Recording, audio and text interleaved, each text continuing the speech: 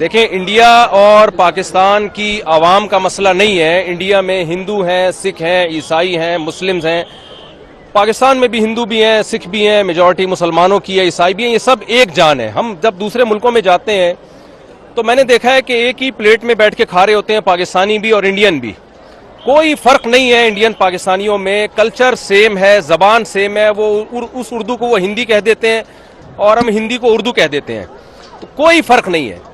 نہ انڈیا سے ہماری دشمنی ہے، نہ انڈیا کی پاکستان سے دشمنی ہے۔ یہ ایک گورنمنٹ ہے مودی، جس نے دماغ خراب کیا ہوا ہے، جس کا اپنی کھوپڑی آؤٹ ہوئی ہوئی ہے اور ساری دنیا کو وہ بدامنی میں ڈال رہا ہے۔ تو انڈین کو بھی چاہیے، پاکستانیوں کو بھی چاہیے، ایک انسان کو قابو میں لائیں۔ آپ ایک کی کھوپڑی کو سیٹ کر دیں گے، پوری دنیا میں امن ہو جائے گا۔ اس کی کھوپڑی خراب ہو گئی ہے۔ پہلگام میں اس نے خود وہ کیا ہے جو کچھ کیا ہے۔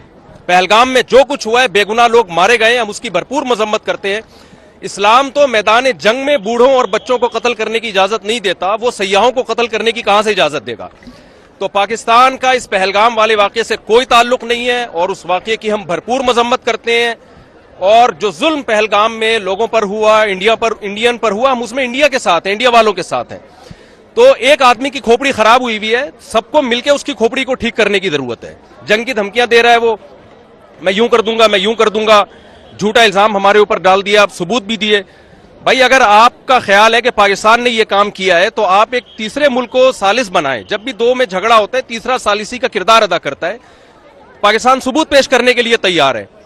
تو پہلا تو میں پیغام دوں گا کہ مسئلہ انڈیا پاکستان کا یا وہاں کی عوام کا نہیں ہے، مسئلہ ایک مودی حکومت کا ہے جس کا دماغ خراب ہو گیا ہے۔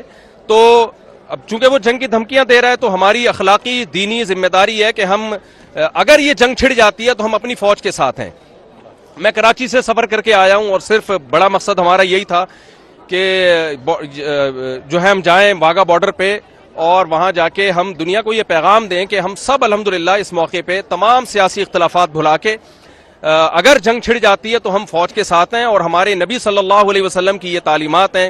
صحیح حدیث ہے، لا تتمنوا لقاء العدو فاذا لقيتم فاصبروا واعلموا ان الجنة تحت ظلال السيوف۔ نبی صلی اللہ علیہ وسلم نے فرمایا دشمن سے لڑائی کی کبھی تمنا مت کرو، لیکن اگر جنگ چھڑ جاتی ہے تو یقین کر لو کہ اللہ نے جنت تلواروں کے سائے میں رکھی ہے۔ تو بھائی مسلمانوں کو تو جنت میں جانے کا میرا خیال ہے ویسے ہی بہت شوق ہے، تو یہ تو شارٹ کٹ راستہ ہوگا ہمارے لیے۔ الجہاد مختصر طریق الجنہ، نبی صلی اللہ علیہ وسلم نے فرمایا جہاد جنت میں جانے کا مختصر ترین شارٹ کٹ راستہ ہے۔ تو ہم جنگ کی تمنا نہیں رکھتے، لیکن اگر مودی کو شوق ہے لڑنے کا تو آزما لے، تو انشاءاللہ ہم پورا ملک ہمارا فوج کے ساتھ ہے اور منہ توڑ جواب دیں گے انشاءاللہ۔ جزاک اللہ۔